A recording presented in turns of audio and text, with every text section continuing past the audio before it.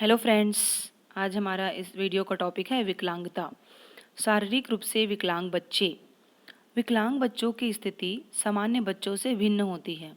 विकलांगता से किसी अंग विशेष की कार्य क्षमता पर अंकुश लग जाता है, अर्थात वह सीमित हो जाता है। बच्चों की दैनिक क्रियाएं प्रभावित होती है, जिससे किसी कार्य विशेष को सामान्य तरीके से संपन्न नहीं कर पाते। अब हम परिभाषा में चलते हैं। क्रो एवं क्रो के अनुसार एक व्यक्ति जिसमें ऐसा कोई शारीरिक दोष होता है जो किसी भी प्रकार से सामान्य क्रियाओं में भाग लेने से रोकता है या उसे सीमित रखता है, उसे हम शारीरिक विकलांग बच्चा कह सकते हैं। अर्थात शारीरिक दोष किसी व्यक्ति विशेष को उसके कार्य करने के लिए पूरी तरह से क्या कर देता है, वो असक्षम बना दे या फिर सीमित कर दे, विकलांगता कहलाता है।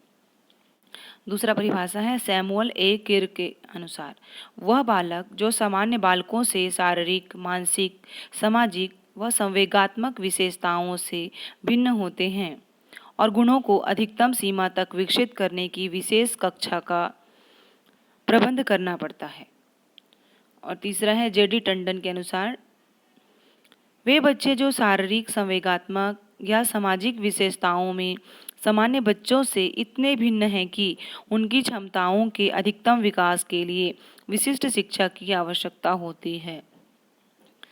अगला है, अब देखते हैं हम विकलांग बच्चों का वर्गीकरण। इनको हम 4 प्रकार से वर्गीकृत किए हैं।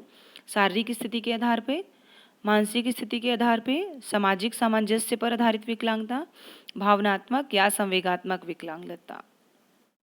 तो एक एक करके पढ़ते हैं। शारीरिक स्थिति के आधार पर विकलांगता। शारीरिक विकलांगता जो कि शारीरिक रूप से हो, अर्थात कोई बालक देखने, सुनने, बोलने या चलने में कठिनाई का सामना करता हो, जैसे अंधापन, बहरापन, गूंगापन, लंगड़ापन आदि भी कहते हैं। ऐसी विकृतियां हैं जिससे मनुष्य को सामान्य जीवन जीने में परेशानी होती है। तो शारीरिक विकलांगता के 4 हैं। अ ब स द में अ है दृष्टि विकलांगता, ब श्रवण विकलांगता, स वाणी विकलांगता, द शारीरिक विकलांगता। दूसरा है, दूसरे आधार पे हम बांटते हैं मानसिक विकलांगता, मेंटल डिसेबिलिटी।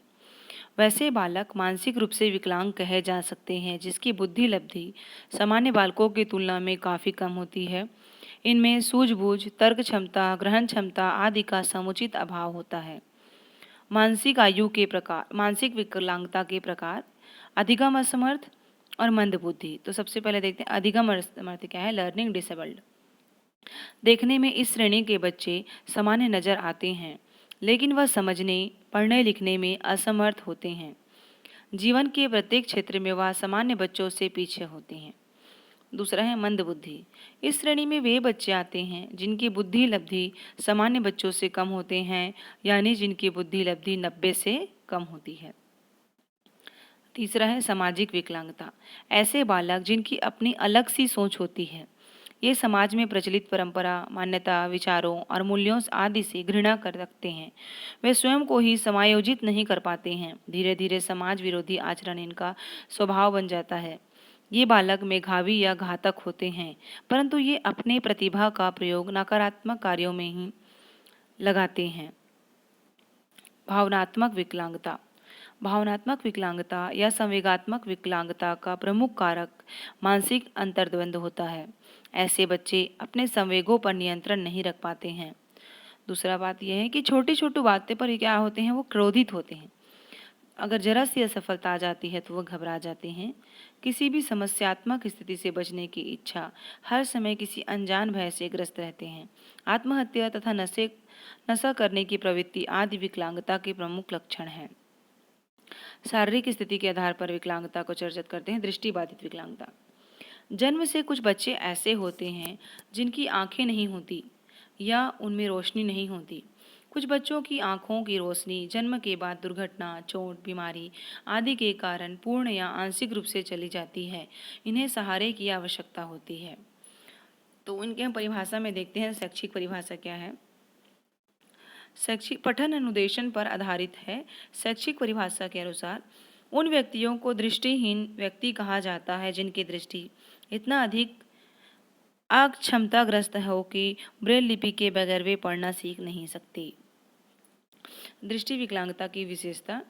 सबसे पहला ही ये है कि वो ऐसे बच्चे के आँखों में बार क्या करते हैं, वो बार बार आँखों का मलना। दूसरा, आँखों से पानी आना। तीसरा, आँखों में जलन रहना। चौथा, आँखें लाल रहना। पाँचवा, धुंधला दिखाई देना। आँखों की पुतलियाँ सफ़ेद होना। सातवां, आँखें आवश्यकता से अधिक बड़ी या छोटी होना। छठ आठवां, आँखों से कीचड़ निकलना। नौवां, श्याम पट पर लिखी सामग्री को पढ़ने में कठिनाई महसूस करना।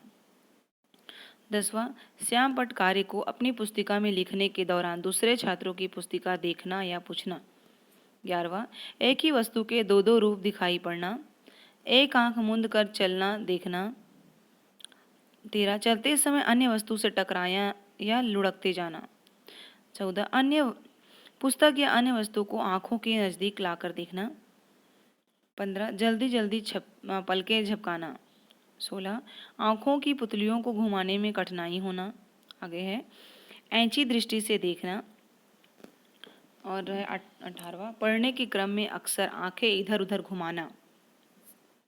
वर्ग में पठन पाठन के समय सिर दर्द की शिकायत करना। दूर की वस्तुओं को देखते समय सिर को आगे पीछे घुमाना। पढ़ते लिखते वक्त त्योरी चढ़ना। आँख व हाथों के बीच उचित तालमेल कमजोर होना। ये सभी लक्षण हैं दृष्टिबाधित बच्चों के। अब श्रवण बाधित विकलांगता को देखते हैं। व्यक्ति विशेष की ऐसी अक्षमता जो उस व्यक्ति में सुनने की बाधा उत्पन्न करती है श्रवण विकलांगता की श्रेणी में आता है, जो कि बालक को सामान्य बालकों से अलग कर देती है। वह समाज से भी अलग हो जाता है, जिससे बालक का भाषा विकास बाधित हो जाता है। अब इसकी विशेषता को देखते हैं। ऐसे बालक की विशेषता पाई जाती है। पहला है बार बार कान खुजलाना। दूसरा, कान का बहना। कान की शिकायत करना। बार बार सर्दी खांसी की शिकायत करना। शारीरिक संतुलन का अभाव। हमेशा क्या क्या कहना। वाणी विकृति का होना। सीमित शब्द भंडार। ध्यान देने में कठिनाई। अच्छी तरह सुनने के लिए वक्ता की तरफ सिर घुमाना। जोर से बोलना। स्पष्ट ना बोल पाना। बोलने में बार बार अस्वाभाविक अवरोध। बोलते समय कुछ ध्वनियों को छोड़ देना। बार बार हकलाना। वर्ग में स्थिर होकर बैठना। आलस्य आ जाना। भाषाई विकास में अवरोध उत्पन्न होना। पीछे से बुलाने पर अनुक्रिया का ना होना। बार बार दूसरों की ओर मुख की ओर ध्यान देना। दूसरों की ओर देखता है ये इस प्रकार। Thank you.